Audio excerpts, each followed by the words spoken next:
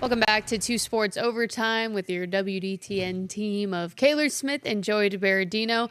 And we've got a lot of exciting and some not so exciting things to talk about today, ranging from the Reds surging to a potential playoff berth. We'll see if they can do it this week. And they're really, bearing the load for Cincinnati sports right now. Yeah, really. No kidding. After Sunday's disappointment for the Bengals, Browns on a high note on Sunday, and then we've got a little college football preview as well. But we'll start right there with the Bengals and their disappointing loss in Minnesota. A franchise worst score margin, worst loss in franchise history, 48-10 to the Vikings to fall to 2-1. I mean, that's rough.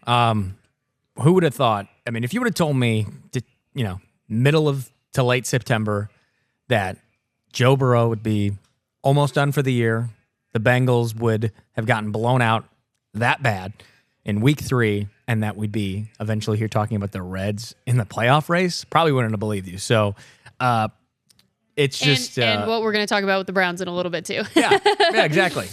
Which is also crazy. So the way they started the season. So, yeah, I mean, it was just seemed more like one of those games for the Bengals. Like, it just maybe unlucky, but not really. They shot themselves in the foot a lot. Maybe not unlucky is the word, but just nothing went their way, right? It was just everything, sometimes when something bad happens and it's like, okay, let's go respond. And then there's a response to it. And then they can, overcome the initial adversity. It was just like bad thing on top of bad thing that built off of bad thing. And it just, everything snowballed, really, I guess is what I'm trying to put it as. But it was really from the jump. Yeah. I mean, their first series, they didn't go anywhere. Their second series, they finally get the ball moving, and then it's a pick six, 87-yard pick six at that. So they were in plus territory as well. So that was pretty disappointing. And that was Jake Browning's first of 2 interceptions on the day, and the Bengals as a whole, first of 5 turnovers on the day as well, including the end of the half went 3 of their last 4 snaps, downs, plays, 3 turnovers in their last 4 plays of the half. I mean, it's when your quarterback has 5 interceptions through 2 games. I mean, it's not even a full game. He came in for a half and threw 3 interceptions. Picks. I forgot about that. From the Jaguars game. So, I mean, Jake Browning is obviously a backup for a reason. He's a decent backup. I mean, it wasn't an awful game for him. But again, I mean, sacked 3 times. I mean, it's not the worst offensive line performance we've seen from the Bengals, clearly, but it's just, I don't know. I wonder if it was a mental thing this week for this team of the Joe Burrow news and everybody maybe, those guys are not going to come out and say like, oh, the season's done. They're not going to feel bad for themselves. They're going to come out and say, hey, we got a job to do. We're going to go out there and we're going to try to win. But you can't help be human and probably think in the back of your head, not feeling sorry for yourself, but just, I mean, it's hard not to be bummed when you lose your leader, you lose your quarterback, you lose, a guy like Joe Burrow. I mean, it's tough. If we're saying it, they're probably thinking it, right? What did we say last week? That there's really no reason for Burrow to play another down this season, right? Because it's unless they bring somebody in, right? And or they'd Browning have to pay, turns into they'd have to pay to bring somebody in. Right. They're not just gonna make the playoffs with. And we talked about the options: Jameis Winston, Drew Lock. They're not gonna make the playoffs with those guys, right? So they'd have to pay to bring somebody bigger in, and they're not going to do that, I don't think. I mean, maybe they'll get desperate. Who knows? It depends on how bad they want this season, I guess. But unlikely that they'll do that because we've seen this movie before. Right. We didn't like the ending the first time either. Mm-hmm. I mean, so there's really nothing to play for this year anymore. Yeah, unless Jake Browning really turns into Burrow 2.0 and they get giving him a chance. They're gonna throw him out there again, and hopefully that they can kind of continue to build on him a little bit. But if there's nothing there, you have to think maybe why not go out and try to get somebody. And then to the counterpoint to that, well, why are you going to go out and get somebody anyways? If it's a done season, it's a dead season, all for nothing kind of season. So I don't know. It's a shame. It's a shame that this happened. Obviously, it's a shame that it happens at any point in anybody's season. But the fact that it happened so early to the Bengals, losing Burrow the way they did, and then now having to try to scramble to try to put together the pieces. amidst seemingly already a rough year for the offensive line as it still continues to struggle. The defense still not playing exceptional, especially last week against the Vikings. I mean, anytime you let up 48 points, obviously it turned into some garbage 14 time. of those were defensive. All right. So obviously the offense 34 making the most of their problems too. But Yeah. I mean, This is a tough stretch, just been though, tough. looking ahead. Like, next week is Monday Night Football in Denver.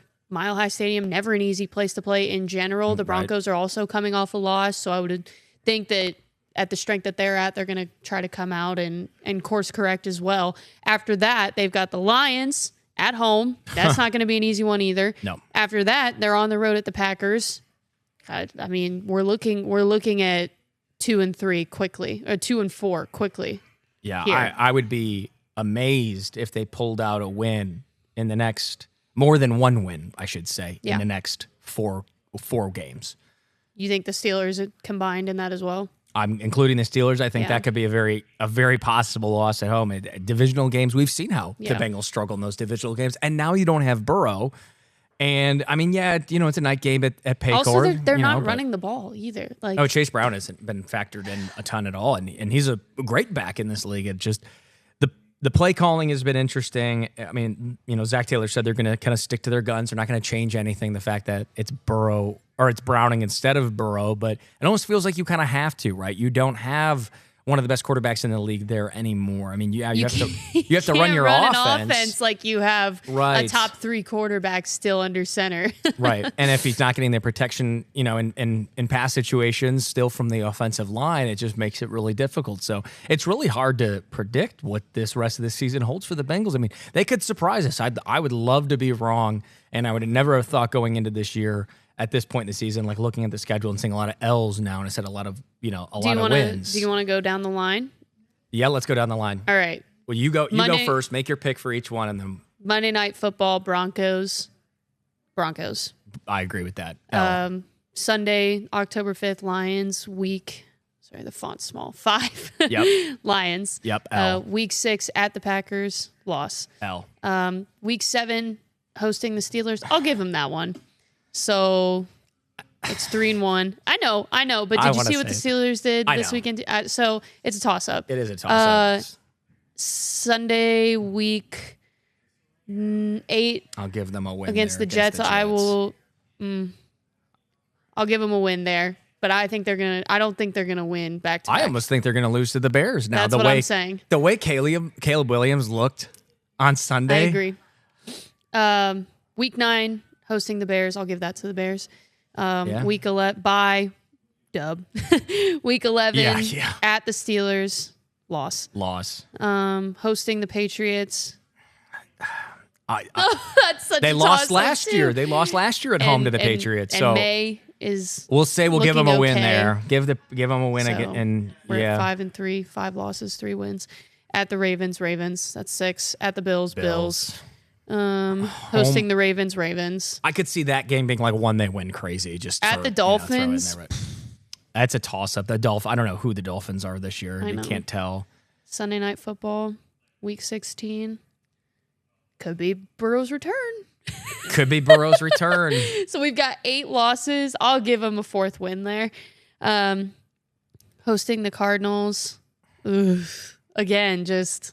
2 not great teams, honestly. Okay, I'll give the... Cardinals are... I'll give the Bengals the win on the 2-0 Cardinals, this and then ending the season against the Browns, I'll give that one to the Browns. So we've got 9 losses and 5 wins. So we're looking at a 7-10 season by my count. Which probably keeps them out of the playoffs. Well, yeah. I mean, yeah, because they were last year? They were almost in at 9-9 or 9-8. 9-8. Yeah, however they finished. So, what do you think? Do you think that was pretty? I think it's fair. Would you I agree almost with think all it's those pretty much? after what we saw against the Vikings. I would almost think that's generous, but you have to factor maybe it was just a little bit of a. Like I said, maybe it was a mental game. Some of these are truly toss-ups. Steelers, Jets, Bears, Steelers, Patriots. Those 5 games in a row, toss-ups. Toss-up. And then the last 3 in a row as well. Could be Dolphins, Cardinals, Browns. All could go 3 of either those way. could go either way, and it'll depend on who's even starting. Is Right. Aaron Rodgers still playing at that point? Right. Is Caleb Williams still playing at that point? Is Tua healthy? Is Tua and Kyler Murray and is Flacco still at quarterback? So those 8 games are toss-ups and could go either way. Yeah, it's tough when you look at it now, and the Bengals are one of those teams too that have all the talent, so it could be one of those random watch them win the game on the road against the Ravens around Thanksgiving weekend, just like one of those things. But then they'll lose to the Patriots they'll lose to the Patriots the week before, go on the road Thanksgiving week and pull out some crazy win against the Ravens. It's just they did that last year. They've done it the year before, even when it was Browning. He came in and won some pretty big games for them too to kind of. I mean, I wouldn't say keep them in the playoff hunt. They were kind of well out of it by that point when Burrow had the wrist injury. That was the 0-2 start as well. So I don't want to. Our boss thinks that they quit, right? Our boss thinks this team has quit. Yeah. And I don't want to think an NFL team getting paid hundreds of millions of dollars. Yeah, and these guys are competitive. Yeah, I don't want to think that they're quitting, but I don't know. It's hard to say. Look at what the Vikings did. The Vikings actually came out there with their backup and played for him. Now, obviously, J.J. McCarthy has a much easier road to recovery. Right. But than Burrow. I don't know. This season's going to be interesting to see it play out. We can just do a short Broncos preview. That's on Monday night next week. Mm-hmm. The Broncos are currently 7.5-point favorites after falling to 1-2 after back-to-back last-second field goals to lose against the Colts and the Chargers back-to-back weeks. Yeah, that's... But here's the crazy part. With those 2 losses, they still are at a +4 point differential because those games have been so tight that they've lost. Bo Nix had 153 yards and a touchdown against the Chargers last week. The Denver defense has 7 sacks on the season. Wow. That's no good. Interceptions, but they could get there first. Yeah, that's one of the best defenses in the way league. Things are trending. And you got one of the best corners in the league, too, that's going to be all over Jamar Chase and Pat Surtain. He's no joke. And the last time these two met, though, it was a really exciting game. This is this was the second to last game of the regular season, and this was the game that was a Burrow game. That was a Burrow game. This was the game that gave the Bengals a chance going into that final week to be a playoff contender. They still needed that external. The Chiefs. Well, threw on purpose. There was other things, but it was pretty crazy during that time to see them going into the last couple of weeks of the season, last few weeks of the season. It was like so many things needed to happen for the Bengals. It was like this team needs to beat that team. This team needs to lose. Then after that, then the Bengals need to beat them. Well, obviously win out, but it was crazy how every week we're like, oh, check. Mm-hmm. Oh my gosh, are they going to do it? Check. And it was that last thing they needed to happen, obviously, is why, the Bengals fans get all upset because they needed the Broncos then. Just so ridiculous. To beat the Chiefs. Or, I'm sorry, flip that around. They need the Chiefs to beat the Broncos. Chiefs to beat the Broncos. Eliminate the Broncos after the Bengals had beat them in a 30-24 win in overtime. So maybe it'll be another exciting one. Tough to say. This one at Mile High, though, this time. So on the road again for the Bengals. Kind of doesn't get any easier. Before we move on to the Browns, we'll quickly hear what Zach Taylor has to say as he kind of tries to stay optimistic through this whole thing so far this season. Tough game for us today. Really, the starting point for us is 5 turnovers, 5-0, all 5 in plus territory. When we're going in to put points on the board, 2 of them obviously directly led to touchdowns. They all, to the best of my recall, led to points. And so you're not going to go on the road in a tough environment and give yourself any sort of chance. When the turnover battle is 5-0, you put a 6th one on the ground that we recovered and expect to win. So a lot of things came off of that, which made things look pretty ugly. I thought, to be truth be told, defensively, the first drive, they had 2 penalties that gave them 25 yards right out the gate. We gave up a touchdown. I thought they did a nice job in the first half. The score was not indicative of how this whole thing was played. The turnovers in the first half are indicative of why the score was the way it was. And in the second half, the dam broke a little bit at times there. But, again, we got to buckle up. This is a loss. That first half was ugly. We're going to have to make a lot of corrections from it. But we're going to have to be ready to move on. We're on a big stage next week, and we're going to get a chance to redeem ourselves if we can handle things the right way. Well, there you go. Big if. Try to redeem yourself. Big That's if. all you can do, right? I mean, you gotta put it behind you. You gotta learn from the mistakes. You gotta not commit as many turnovers. You gotta be more sound offensively, smart with the football. And Browning needs to. I mean, this was the great thing about Joe Burrow, right? And before we quickly move on to the Browns, I'll say this last thing. Was the great thing about Joe Burrow was that he was I'll do it myself type of mentality, right? Like last year and years past when the defenses sucked and he's had bad offensive lines, you see him just like, I will take over this game myself. That's what a good quarterback does. Right. That's what any good quarterback does. You see Josh Allen do it. You see Lamar Jackson do it. You see Mahomes do it. And not to say that Browning is the same talent level the capability of Burrow to be take able it to over do that and do it himself. But he has to have that confidence and mentality to be able to be like, you know what, I'm the guy now. I got to step up. I got to be smarter with the football. I got to get these guys. I got to be a leader. I mean, some of that stuff, like Fant, just straight up dropping he just drops the ball. at the ball, yeah. And we don't ever see Jamar Chase fumble it too. So that was something different. So yeah, it's an uphill climb. Gosh, no pun intended. To Mile High, and then we'll see what they do from there. But obviously, there'll be plenty to talk about the Bengals as they go forward. But taking a look at their in-state rival, Kayler. Yep, Browns coming off a thrilling last-second victory over a red-hot Packers team that was 2-0 coming into this game. A very good team. The Browns came in, shut them down defensively. So many sacks on Jordan Love, and they win it on a last-second 55-yard field goal by Andre Schmidt to win it 13-10 and improve to 1-2. First win of the season, came against one of the best teams in the NFL. Everybody thought coming into this week, it was all defense, all Browns defense all day. It always seems to be that way. These games that the Browns are able to win, a game that they almost could have beat the Bengals over too, was great defensive play, obviously, when you got Denzel Ward and Grant Delpit and Myles Garrett. I mean, it's just those guys are, they definitely probably got some flack over what they allowed last week, 41 points to the Ravens. But this is the first game that they got outgained, too. Oh, wow. So they even outgained the Ravens. They outgained the Bengals, lost both of those games. This game, where they finally got outgained, they won. Isn't that something? Yeah. Maybe they just need to get outgained. There you go. And, I mean, okay day for Joe Flacco, but seems to be what's still working as of now. Here's the crazy thing. They're still not running the ball. They're still, Joe Flacco has the most pass attempts in the league.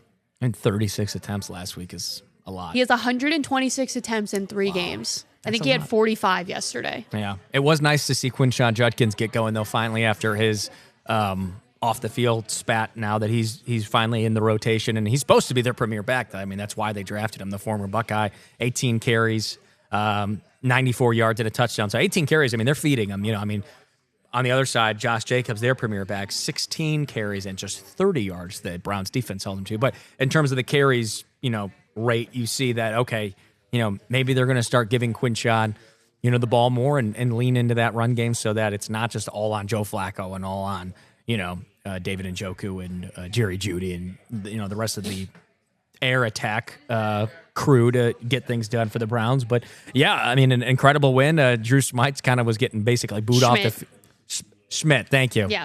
It's an interesting smell. It catches spelling. me every time. Yeah. Drew Schmidt happens. Yeah, Schmidt happens, especially in that week 1 game when he was basically getting booed off the field for missing an extra point and then the go-ahead or game-tying field goal. And so he redeems himself in a big way. So, yeah, good for the Browns. Good for Kevin Stefanski and co. And but, I mean... Some other just defensive stats to rattle off. 5 sacks on Jordan Love they got, and it was 3 in the first half alone. Green Bay only rushed for 81 yards, and the Browns defense made stops on third down 45% of the time. It's impressive. Did they not have one of the hardest schedules, though? Like, looking at what the Browns. Oh, my gosh. They open with the Bengals, divisional game. Then they go on the road to another divisional game in the Ravens. Yeah. Then they host the Packers. Then they go on the road to the Lions. Then they host the Vikings. And then they're on the road again for another divisional game in the Steelers. And then they host the Dolphins before they get a little break in the Patriots and the Jets. And then right back into with the Ravens again. So, I mean, for the first... They've got some... 1, 2, 3. There's a mix in the second half of the season. Yeah. Jets, Raiders, Niners, Titans, Bears. But then they finished with Right. a real gauntlet: Bills, Steelers, Bengals. Yeah. I don't know if Well, Bengals but the can be Bengals, considered I a don't know. gauntlet anymore. I was but just going to say that might not be a at problem. one point. Maybe, hey, if Burrow's for that game, it could be a problem. But you know what? They always say the Browns give Burrow such a hard time. So who knows? But yeah, for the first 6 games of the season. Because look at what the defensive line can do. Exactly. And then So look disruptive. at what the Bengals offensive line allows. Yeah. So, and one thing we didn't talk about was, I don't know what the status is as of now, but we talked about how Reisner also got hurt in the Bengals game. We forgot to mention that. Oh, and we saw an update too. Samaje Perine going to be out for this week with an ankle injury. So It's Taj time, baby. there you go. Former Texas Tech running back. That was his thing. Taj It's time. Taj time. That's Yeah. cool. I hope we get to hear that. Hey, somebody's got to step up and take care, do something good for this team because it's looking very bleak for the Bengals. There you go. Do a good word. We'll circle back to the Browns real quick. They are on the road in Detroit this week. Lions coming off.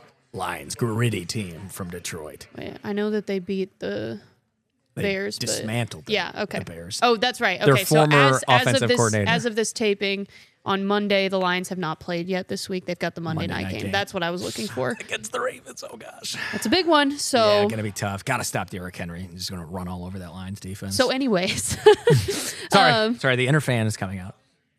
before we know what happens in Monday Night Football, the Lions are currently 8.5-point favorites as of this taping. They're 1-1, again, ahead of their game with the Ravens tonight. The Lions have allowed an average 302 yards per game. The defense has 4 sacks on the year. The offense has also allowed 4 sacks on the year, so we could see the Browns defense kind of make some hay in the way that they've been able to in every game. Yeah.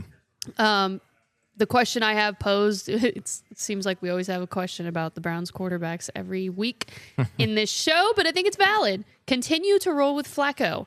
Through 3 games, he's got 631 yards, 2 touchdowns, 4 interceptions, and as I already mentioned, he's tied for the most pass attempts in the league right now. I think you go with Flacco until he gives you a reason not to. As in the Giants situation, I think you have to trot out Jackson Dart next week. Holy smokes. That was the most embarrassing ending to a game ever. How many times was It Russ was going to throw it partly out? play calling, though, too. I know. Why is he running? I don't think a Dabo will be quarterback there next year. Ugh, that was terrible. Anyways, I don't we're know how- off track there. I wonder if our next star friends in New York are having to talk about the Giants. Oh my gosh. Oh, that'd be rough. Poor That'd guys. be rough. Yeah. Well, obviously, plenty of excitement in the NFL. Good, bad, like you said. The ugly. Those we got it all. kickoff times, we'll go over that again. ahead. The Browns, Lions, 1 o'clock Sunday. There you go. All right, there you go. So we'll see if the Brownies can try to pull off a stunner in Detroit, and we'll see if the Bengals can go on the road and try to bounce back. And we got a couple more football things coming up for you. We'll switch gears over to the college gridiron with a little OSU and UD update. And then, of course, we got to talk about those Cincinnati Reds. An unbelievable ending stretch they are to lock in a postseason spot, if you can believe that. All that and more coming up here after the break on 2 Sports Overtime.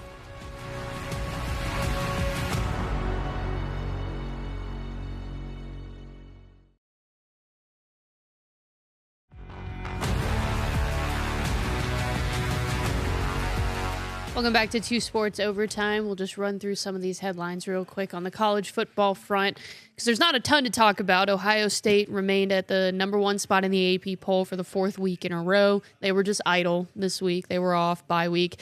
But they've got a big one coming up. 2 undefeated teams. They're facing Washington on the road in their Big Ten opener. OSU's currently 9.5-point favorites. But looking at the quarterback comparison, do you see that on the rundown, what I've gotten there? Pretty comparable there. Wow. Julian Very. Sayin and Damon Williams Jr. I wish it's Demona Demond Williams. Yeah, right. 779 versus 778 yards. Julian Sayin's 8 touchdowns to Williams 6. Julian Sayin's 3 interceptions to Williams 0. I like it. Washington State has wins over Colorado State, UC Davis, and Washington State. So Only 9.5-point favorites as of this recording. So only. I feel like that's a big spread. really? For the Buckeyes, number 1 team in the country, national champs? For a 3-0 Yeah. team at home in conference? I don't know. I feel like I'm that's thinking, favorable to Washington. NFL spreads are never that big. I guess true. that's just what I'm thinking about. Yeah, that's probably true. So we'll move on quickly to UD as well. Dayton improved to 2-1 on the season after beating Robert Morris really narrowly. Tight game throughout, 17-14. They played from behind the whole game. Robert Morris came out, scored first. Dayton didn't score till the second quarter. Flip it around in the second half, same thing. Robert Morris came out, scored first in the second half. Dayton scored a touchdown in the fourth quarter, and it came down to a 21-yard field goal by Robbie Smart, and he nailed that with about 3 minutes left in the game to give the Flyers a win. Bryce Schondelmeyer, the former Springfield Wildcat, continuing to be just do his job, just do what he needs to do. Yeah. Not super flashy, but doing Hasn't a turned the solid ball job over yet, right? I don't know about past games, but if that's true, then no. Yeah, no interceptions, I think, so far this year. So. Wow. So he had 13 completions for 194 yards, 2 touchdowns to his dynamic duo of Luke Hansen and Gavin Lockout, and 0 touchdowns. Yeah, he's been impressive. It's been good to see him step into that starting role his first year here too. That you never can, question marks with the transfer quarterback coming in, but he's adjusted right away. It's been almost seamless too. So I'm sure Trevor Andrews and company happy with the way he's been playing and obviously taking care of the ball well so far through the first 3 weeks. And Flyer and Buckeye combined fans and combined households will get the opportunity to see the Flyers this weekend while the Buckeyes are on the road. Dayton opens up PFL play Saturday at home at noon against Stetson. Stetson is 1-3 on the season. Dayton leads the all-time series 5-1. The last matchup coming 3 years ago. So first time they've played in a while. Cool. Well, it's good to see the Flyers stacking up a couple wins in a row and trying to build off of kind of what seemed to be a frustrating first couple of years for Trevor Andrews now. So year 3, it seems like things are full steam ahead. Yeah, and Schondelmeyer's looking good. So now's the time. Now it's the time. It's going to start, we're going to start seeing who they really are. Yeah. All right. Drum roll, please. Oh, wait. I don't even know if we have a drum roll on this. We'll just do the air horn.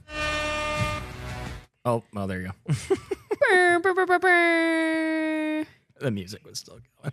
You got it or no? Here it comes. There you go. The Reds are in control of their own destiny. They have officially taken over the Mets for that last spot in the NL wildcard with 6 games to go. Now, Unbelievable. It's an interesting situation because they have the tiebreaker over the Mets, and that's why they're currently in that last spot despite being even with the Mets in record. They also have a tiebreaker over the next closest team, which is the Diamondbacks. So if they finish these 6 games out even with either of those teams, the Reds will get that spot. Now, there is no magic number, essentially. I mean, really, no. You either win out or you lose a couple games and hope those other teams lose a couple games. With only 6 games left, every game matters. What an interesting situation. Unbelievable. Well, it's almost like, it's so funny because it feels like to me like the Dragons. While there wasn't like playoff stuff at the end there, it was like the excitement of the win streak, but it's like all year long, it was like, oh, the Reds, 500 team. Oh, they're not going to make the playoffs. Now, all of a sudden, it's like things are working out in their favor where they're winning just enough and other teams are losing just enough to give them a chance. And first year of the Terry Francona era feels like a long year that just kind of drug on for them. And funny enough, they are in position, and it would be the first true playoff appearance since 2013. No one really wants to count COVID because everybody made it that year. So truly, and I'm sure and that's why I put playoff in air quotes on our rundown in 2020 it playoff appearance. I mean, in talking about it, we'll say outside of COVID, 2013, and that's what it meant, to these fans is back then when it was a big deal and GABP was packed and the excitement in the air of fall and the Reds playing meaningful baseball Red in October. September. Exactly. So it's been exciting to see this team kind of figure it out a little bit. They've still had some moments, but to have that first 4-game sweep over the Cubs, first time since 2018, and then we heard on the broadcast, second time in just 40-some years. No, since 1942, 80 or so years. Oh, okay, so there you go. So since 1940. Oh, so that's what I heard from Sadak. 1942 was the last time. That's what you texted me. Prior, yeah. Last time they had swept over the 4-game series over the Cubs, aside from 2018. So super impressive. And they have a 5-game win streak now. So heading into the Pirates. Looking at the Pirates. They obviously have nothing to play for right now. They're Right. not going to make it. They're eliminated. But Pirates, do they want to play spoiler? I don't know. They've got 3 games at home against the Pirates before going on the road to Milwaukee, who's already clinched the division. Yeah. Do they? I thought I saw. Have you seen? Have they clinched the 1 seed as well? I don't know if they clinched the 1 seed. I did see something that said right now. No, the they playoffs haven't ended clinched. today. No, they have not. No, because they would also have 6 games left, and Right. they're only up 3 on the Phillies. Yeah, right now. MLB posted 4 hours ago. We're down to week 1, 1 week, left in the regular season. If it essentially were to end today, our postseason begins today. Regular season ends today. The Reds would be the 6th seed in playing the Dodgers, the 3-seeded Dodgers in that wild card, and the Philadelphia Phillies would be the 2 seed in their NLDS with the Well, Brewers at the 1 seed. that doesn't exactly bode great Yep. for the Reds because the Brewers are definitely going to want to try to get that 1 seed. Absolutely. This weekend. And everyone knows, I don't know what the latest series update is, but I think it's like the Reds have only won like 9 of the last almost 30 against the Brewers. So they do not fare well against their division rival Milwaukee. I think what I just read is they hadn't even won a series against them since 2022. Correct. Yeah, it's been a while. So no better time than fall to start playing good baseball. It's exciting to see what the Reds are doing. We're going to both be keeping track of them over the next couple weeks as they Last make 3 this at home. last playoff push. Yep. We'll have all the highlights this week, and then you can join Kayler on the weekends too. Obviously with all the football and still Reds as baseball just kind of lingering around here, but we wouldn't have it any other way. A little playoff baseball for us, and all the fans are excited about this. So we'll be interested to see how the Reds close this out, and we'll be keeping tabs on them as maybe they make a hunt for a World Series. Could they be the dark horse in the baseball playoffs? Baseball playoffs are really one of those sports where all bets are off once you get to the postseason. So we'll see. We'll see. That's Kayler Smith. I'm Joey Deberardino. Thanks for joining us. We'll see you next week right here on 2 Sports Overtime.